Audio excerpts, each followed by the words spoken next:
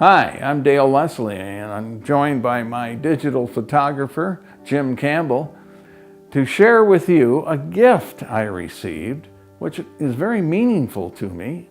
It might be something that you can think about as well. On my 70th birthday, which occurred in 2018, a dear friend, Cindy Andress, a U of M grad, very creative person, took photographs from my albums and put together a collage. And it's a beautiful collection, has a lot of memories, of course, associated with it. And she very painstakingly put the pictures together and put a nice frame around it. And this has a place in my living room. And I hope my grandchildren and my own children appreciate what I preserved here. But I wanted also to say that this is something that people can do and may not necessarily think of it. You can digitally record many of your photographs and perhaps provide a narration for future generations to appreciate. So what I want to do is I want to share some of Cindy's work and give you a description of the diversity that has been a part of my life. And it's probably not the most memorable trip for you, but it certainly has been for me. Well, this is my father, Richard Leslie, back when he was in World War II. He's in an Army uniform stationed at the Panama Canal. And he was there for well over, I guess 2 years in any event. And of course, a lot of men and women served in World War II for that extended period of time. But here he is in a relaxed posture on duty in the Panama Canal. And this is a picture of my mom and dad. I think this was maybe even, no, this is after they were married. They were married on August 25th, 1940. And my dad's in his Army uniform, so I guess he must have been home on leave. My mother's Grace Leslie.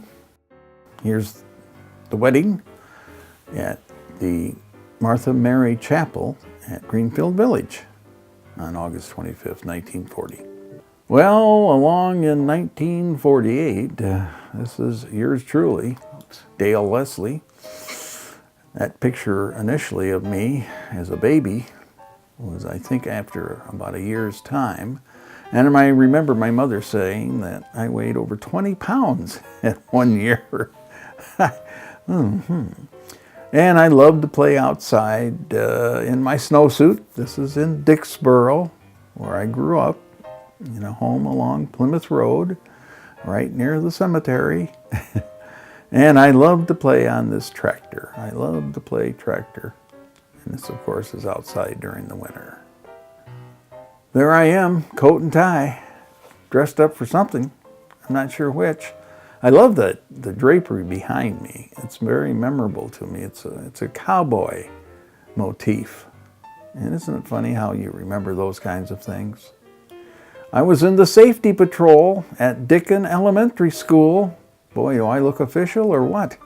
I had my safety patrol belt on.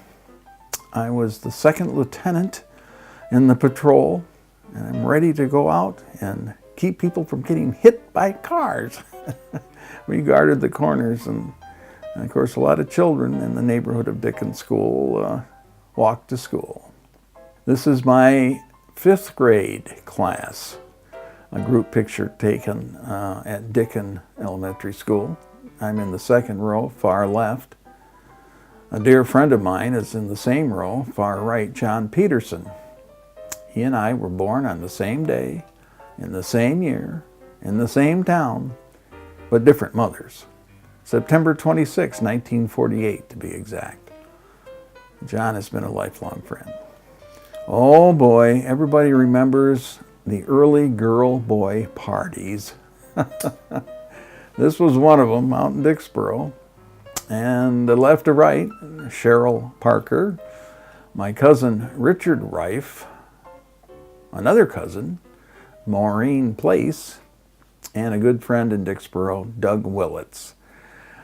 The year is unknown, but it was early on in our teenage years.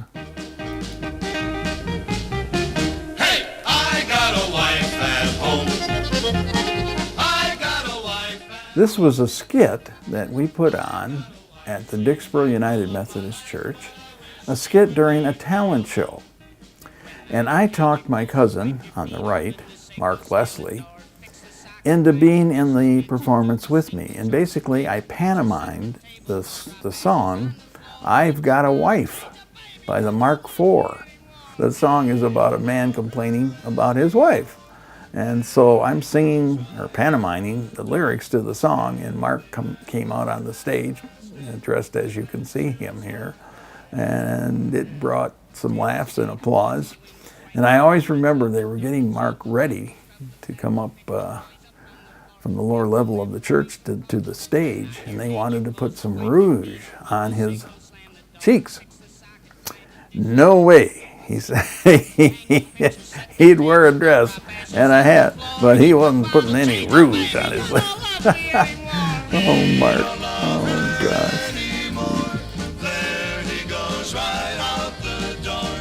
He'll be back about 10:30, and then she'll start right in again. This picture was of me when I was a senior in Ann Arbor Pioneer High School, and I was on the football team. I was the one that took a lot of splinters in my rear end sitting on the bench. But being part of the team was important, like it is at any time in your life. When you're a member of a team, you really feel, more important than you probably justifiably should be. Number 54, I was a center, and our senior year, everyone had a photograph taken of them in uniform, and this is my pose. Interestingly enough, a good friend of mine, Robert Lee, and you'll see his picture shortly, had a picture like this of him in his senior year at Upper Sandusky, Ohio High School. And the pose and the number on the jersey are the same. I was interested in broadcasting. Many of you know that. It was my love that I dreamed about from childhood. And here is one of the places where I realized that dream. This was at Northern Michigan University up in Marquette, and during my freshman and sophomore years in school there, I worked at the local commercial radio station, WDMJ AM and FM. And here I am behind the microphone in the FM studio, a 100,000 watt FM station that could be heard from Marquette to the Straits of Mackinac. That's about as far as my voice ever went in my broadcasting career. But look at those white sidewalls. Remember when you used to see haircuts like that? I think they called them Princetons back then. This is when I graduated from Eastern Michigan University in 1970, going to commencement, my mother on the left and my father on the right.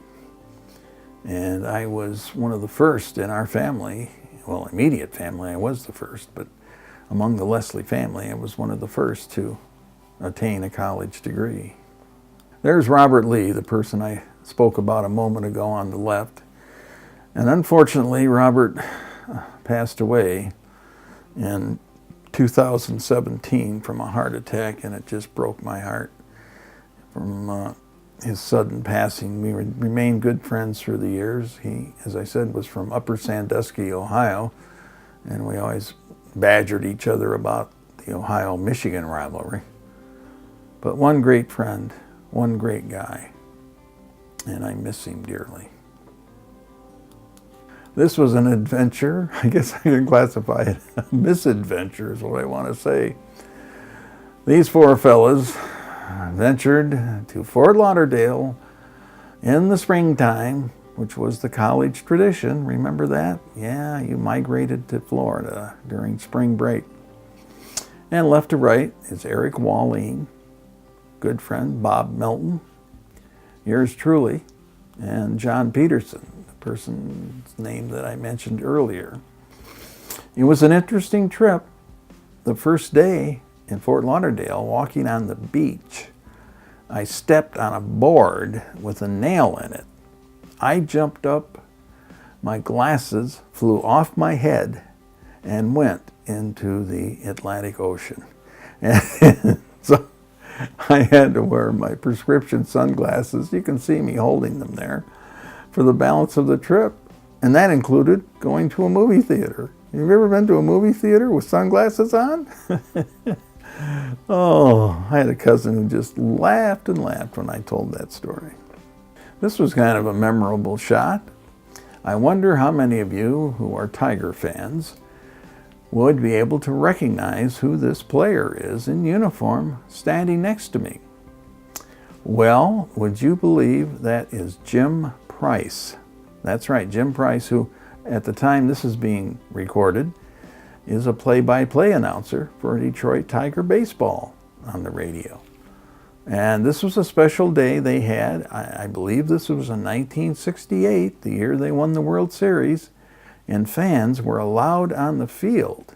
And we were a little bit anxious about it, but Jim, very gregarious, he came up, put his arm around me, and my cousin Mark, who had accompanied me, took the photograph. Kind of neat, eh? Well, in my abbreviated career in broadcasting, I had a number of chances to interview some people. This is Grandpa Jones. You remember him from Hee Haw, the TV show that used to air actually nationally. And Grandpa and I got together and backstage at a country music show at Cobo Arena. And he was, he was probably about my age than I am now back then. And the next interview this is with the champion of a sled dog competition that I attended when I was stationed at Fort Greely in Alaska during my Army days. This was the man that won the championship in the sled dog competition. And I got an exclusive interview with him. Wherever that interview ended up, who knows? But it makes for a good picture, doesn't it? Well, this is a prize photograph for yours truly. This is Bo Schembechler, Michigan's football coach. And this was taken in August of 1970. Now, for those of you that know your Michigan history, New Year's Day in 1969, 1970, Bo suffered a very serious heart attack. In fact, he could not coach in the Rose Bowl that year. Well, during the course of the 8 months that transpired from that date to August, he was put on a stiff regimen as far as physical fitness was concerned. And when he turned up at this press day at the Michigan Stadium, he was hardly recognizable. He had lost a tremendous amount of weight. He was in excellent physical condition. And he was in good spirits too, as you can see. But I've shown this photograph to many people and they don't immediately recognize Bo. Now my picture, they do recognize, unfortunately. This was a radio station that I worked at down in Athens, Ohio, WATH, AM and FM. And the reason I was in Athens, Ohio was I was attending graduate school at Ohio University. This very studious looking photo is Dale R. for Radio Leslie, United States Army, Fort Greely, Alaska. I was Soldier of the Month 1 month. Now before you get too excited, I can tell you that the competition wasn't terribly extensive. And I had forgotten to wear my belt on my pants. And you can imagine the consternation that I experienced, realizing that I had put all of this uniform regalia on, except the belt through my pants. And I didn't know how close an inspection they would give me. It's a good thing they didn't, because I probably would have been disqualified. So let's see, how old would I have been here? 23, 24 years old when this photo was taken. Leslie Office Supply, our family's home away from home. It was founded in 1961 by my parents, Richard and Grace Leslie. And we lasted 36 years before the big box stores kind of pushed us aside and we had to sell the business. But I'm so proud of this accomplishment by my parents, I might add. Starting with less than nothing. They borrowed money to begin the business, and they ended up, at the end, we were billing about $3 million in annual sales through Leslie Office Supply. And on the YouTube site, Watchman of the Tracks, I detail the history of our store, and you're welcome to check that out as well if you're interested. This is the office furniture staff. We had quite an extensive showroom and office furniture. We focused on ergonomic seating. That's adjustable seating when you're sitting behind a computer, because you don't want to put your hands, your arms that is, fingers and whatever, in the wrong posture, or you have the possibility of forming carpal tunnel, and that's a very serious affliction. So anyway, the chair manufacturers responded to it and designed a chair that was completely adjustable, top to bottom, and that was kind of our forte in the furniture sales business in Ann Arbor.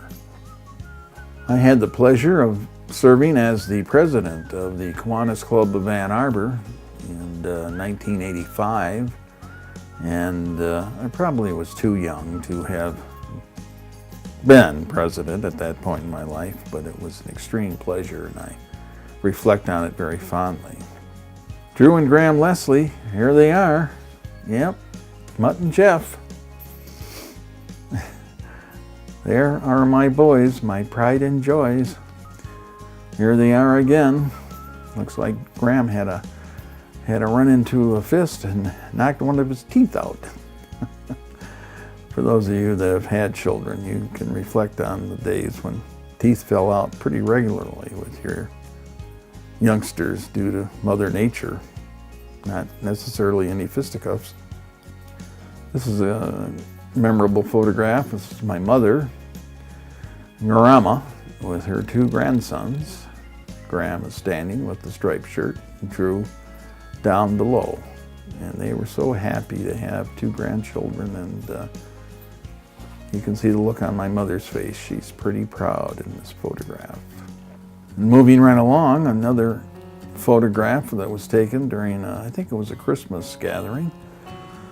And my former wife Linda and I, and our two children, Drew and Graham. Such a happy time. Here we are on a Kiwanis project, kind of a joint effort, if you will. We manned the Salvation Army Red Kettle during Christmas time. And it was something that the boys could participate in, along with Linda and I. And as they got older, their frequent breaks took them away from the project a little too often. They like to run around inside rather than be outside ringing bells. But hey, they did their duty, and it was a good experience for all concerned. Here we are in Florida, one of our special trips to Disney World. And for those of you that have been to Disney World or one of the parks nearby, this was an artificial background that was used in movies to depict a big city. So even though it looks like we're standing in the middle of New York City, in the background, that's just an enlarged piece of art. But we had a good time posing there. I like this photograph. It's Drew and Graham, of course, but our cat, Whiskers, hi, Whiskers is down there, and she is being held tightly because she would like to be getting away from this photograph. Good old Whiskers. She wasn't much of a lap cat, but the boys loved her. Tim Kelman, a dear cousin by marriage, photographer extraordinaire, took this picture of my dad and I at a family reunion. And even though the picture is not terribly clear, in its original form, it is. And it's probably the best picture of my dad and I that was taken during my 70 years. And this is Graham, Tyson, Leslie. Yep, One of the boys was in the Michigan State Spartan Marching Band, and he was in the drum line, which is, as band people would know, very renowned. And I always said, when I look at this photograph, that this was the happiest time in his life. If you look at this young man's face, it just radiates. He enjoyed the band, he enjoyed music, he enjoyed Michigan State University. It was such a good fit for him. Oh, he was just happy as a lark. Not to suggest he hasn't been happy since, but Graham was there from the year 2000 to 2005. And then his next step was to trade his band uniform for a Navy uniform. Graham served 5 years in the United States Navy. He was stationed aboard the George H.W. Bush aircraft carrier. 5,000 sailors and Marines on one ship. It's the most unbelievable thing I've ever seen in my life. 2 football fields long. This thing is out on the ocean. And of course they went with a party of ships. The Navy wasn't about ready to leave them out there alone. And this is Drew Clifton Leslie, born on September 11th. That's right, September 11th, but 1979. Little did he know that his birthday would become significant, his birth date, I should say. Drew loved music from the word go, and most recently, when this recording is made, has accepted a position of trombone performance professor at Colorado State University in Fort Collins, Colorado. He had previously been at Appalachian State down in North Carolina for 7 years, but he went up in the world, so to speak, and will begin in the fall semester of 2019 at Colorado State University. His wife, Jessica, too, by the way, is going to be able to participate in the faculty there. She's an oboist, an outstanding oboist. And for them to have a dual position like that really made the whole package attractive. So I tip my hat to both Drew and Jessica. And there's Drew. I love this picture. I call this picture, when a computer scheduling mishap occurs, he gives lessons to each of his students, and it looks like they all showed up at the same time. Look at all those trombones. You ever seen so many of them? There are my boys, I should say, our pride and joys. My former wife had a lot to do with what you see here. But Drew was born in 1979 on the left.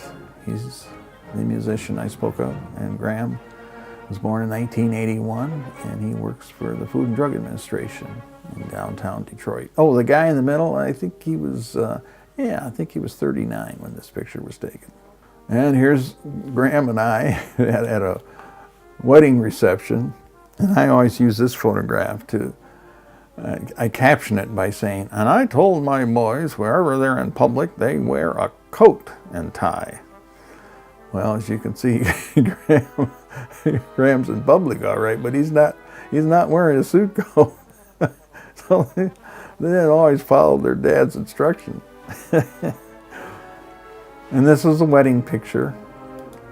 Drew and Jessica and the rest of the family. Let's see, they celebrated their 10th wedding anniversary last year, so I guess that means they were married in 2008. And they were married on the campus of Notre Dame in a chapel there. Jessica's family is from South Bend. But Drew and Jessica both met at the University of Michigan in the School of Music. I should mention my mother-in-law, who's right next to Drew. She was just a beautiful lady, Eleanor Petty. And, you hear the vaudeville line, oh, my mother-in-law, what should I do with her? Well, my vaudeville line would have been, my mother-in-law, a precious lady indeed. And she was. Oh, that's Graham on the extreme left, by the way.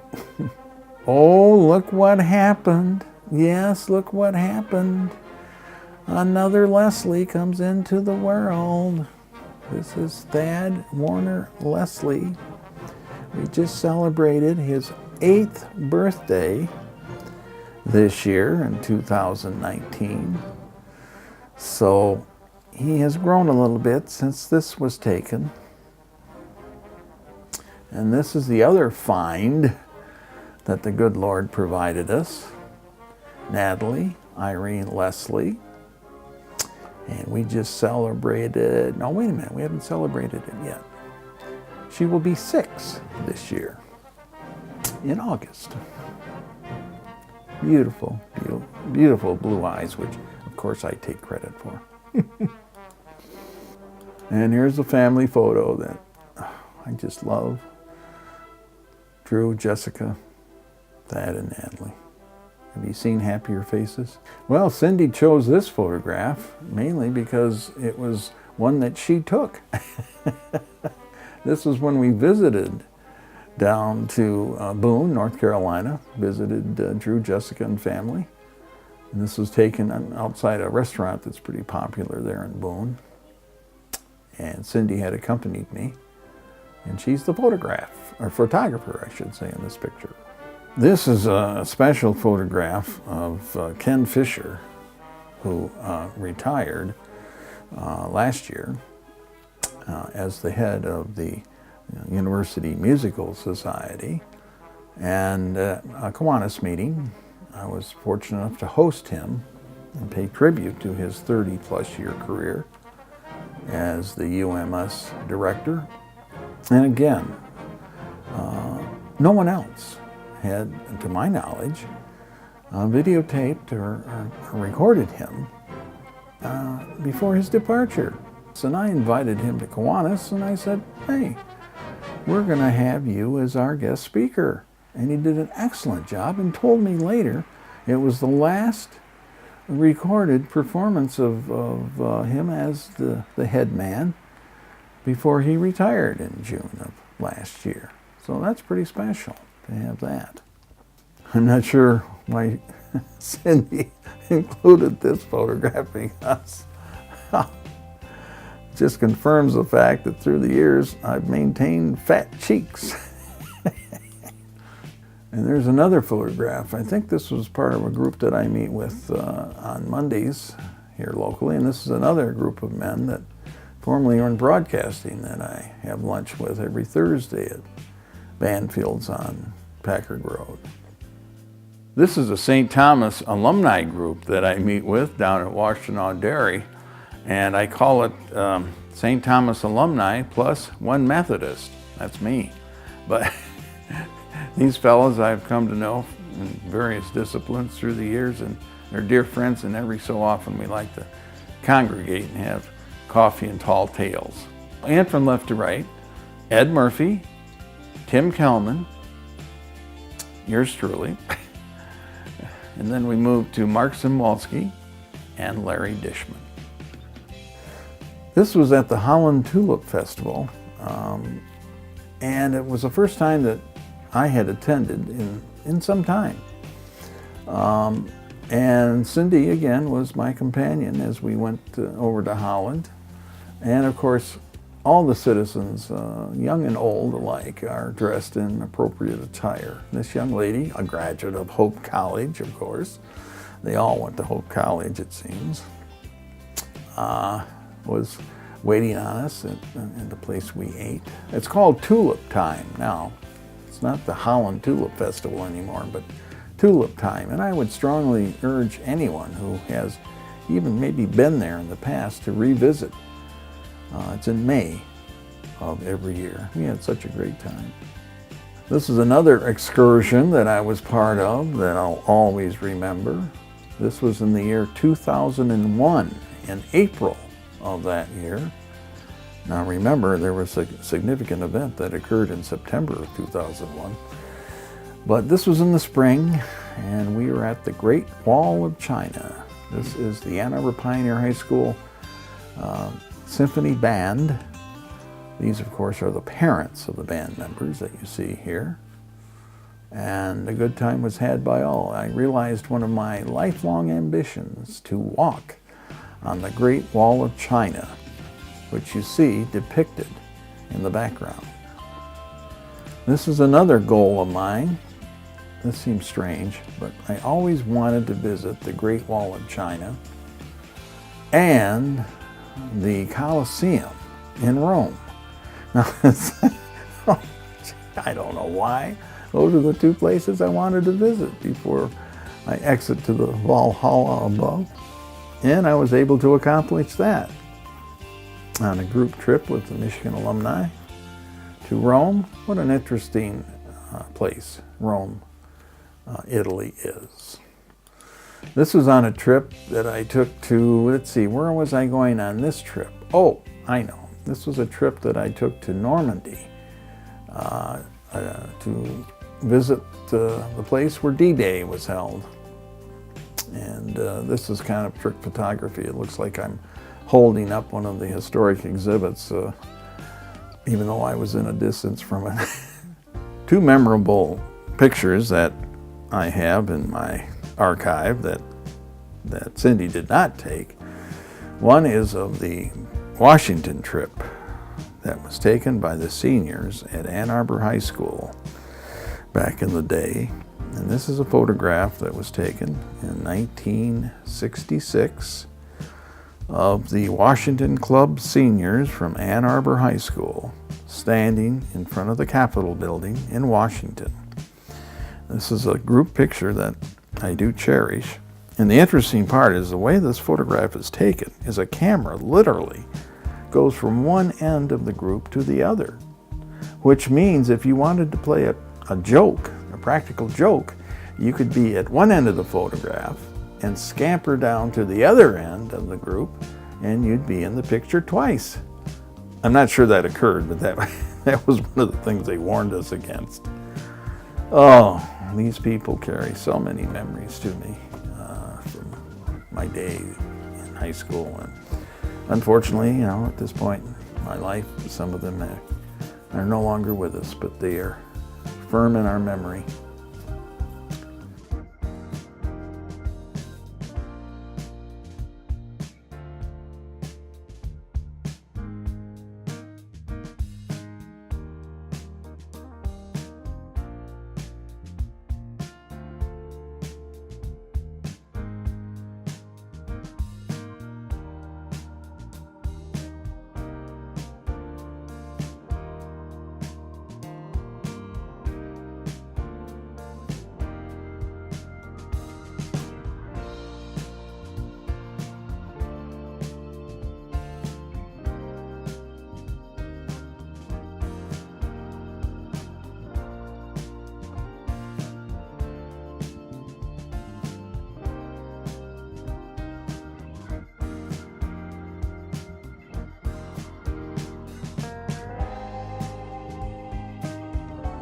Here's a picture that was taken in 2013. This was called the Dicksboro Scout Cabin Reunion. The Scout Cabin in Dicksboro on the Village Green was moved from its location to a lot next door to where Ed Martin lives to this day. And he moved the cabin to this lot and then called a reunion of all those that had ever gone, you know, or ever been a part of the Dicksboro community. And it's quite a list here. I tried to list them alphabetically. It's not really identifying the people in the picture, but some of you will know who some of these folks are. I'm standing in the back next to Tom Freeman. Not that that would necessarily highlight me, but I made it in the picture. And this is my dear friend, Cindy, who, as I said, did most of the photography and the arranging of this collage that hangs prominently in my living room. Cindy Andress. Well, thank you for joining me. Jim and I are the Watchmen of the Tracks. We teamed together to present these videos on our YouTube site, and some of them are a little more meaningful to people than others. But if there's a thought to come from what we've just shown, is how to take your own life and put it in a perspective from your vantage point that can be preserved for future generations. And that's what digital photography has done. It's made a place for us to leave our story in picture form. Thank you again for watching Watchman of the Tracks.